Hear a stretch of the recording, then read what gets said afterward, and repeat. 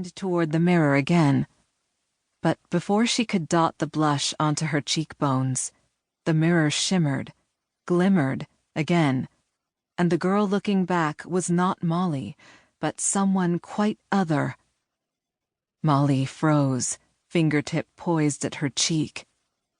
This can't be happening. The face in the mirror gazed back with dark eyes. The hair, too, was much darker than Molly's, the cheeks redder. It must be a trick of light. Molly squeezed her eyes shut and slapped both hands against the mirror. Wake up, idiot! She felt cold all over, just as she had in the dream, and it was a full minute before she dared look in the mirror again.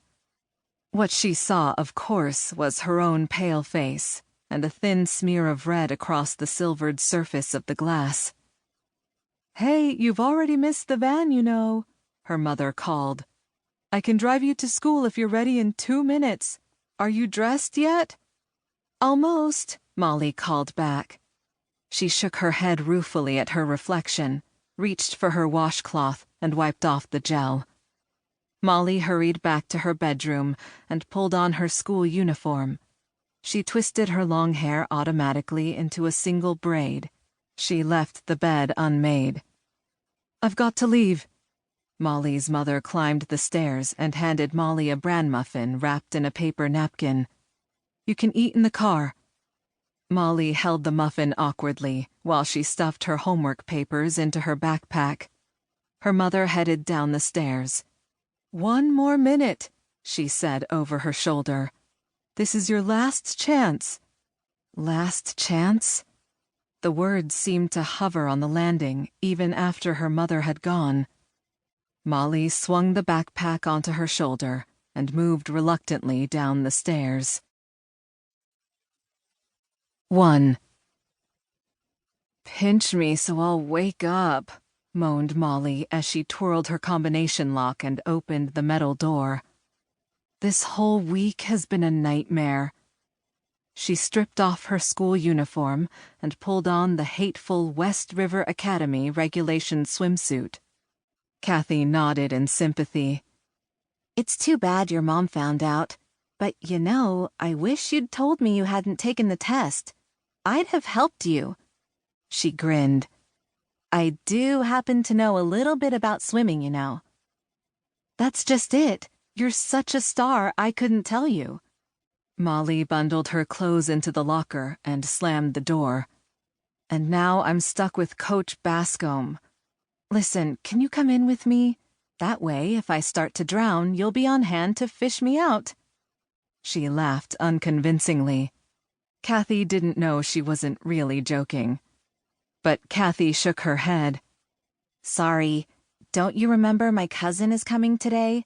His school is already out for the summer. Mom's picking him up at the bus station and then coming to get me. They should be here any second."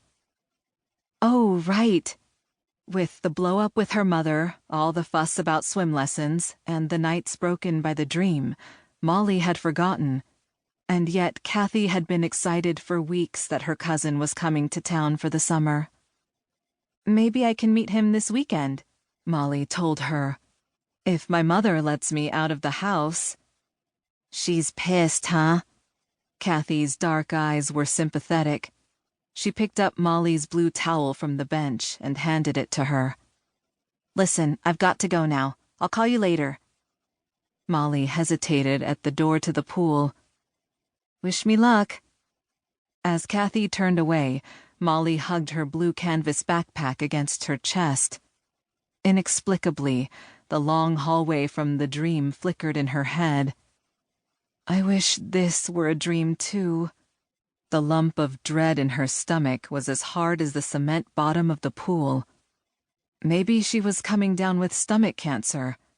Now that would make a fine medical excuse. "Come on, don't be afraid. Just take a big breath and jump in. If you don't just do it, you'll never pass." Coach Bascom's voice rang in Molly's ears, but Molly just stood there, staring down at the blue water. Finally, she scrunched her eyes shut and edged a cautious foot over the side of the